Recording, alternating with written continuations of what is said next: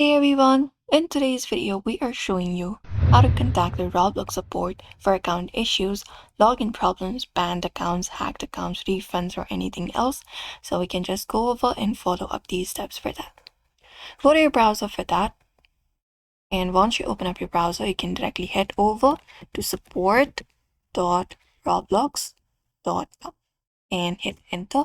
And once you do so, you should be taken to the Roblox support page, or directly type in Roblox Support page and you will be taken to this site of Roblox right here. You can open it up. This is the official site for Roblox support, so you can accept the cookies if you prefer, and this is the particular interface you should be finding. Now, from this page right here, if you have any issues regarding your help with your account, payments, gift cards, subscriptions, or any other topic right here, you should be finding these box right here where you can enter and look out for the solutions.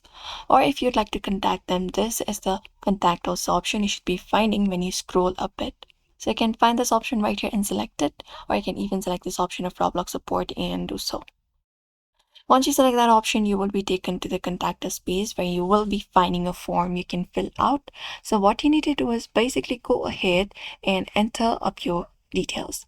So in this contact information section, first of all, provide in your username and then your first name, which is optional, and then your email address connected with your account.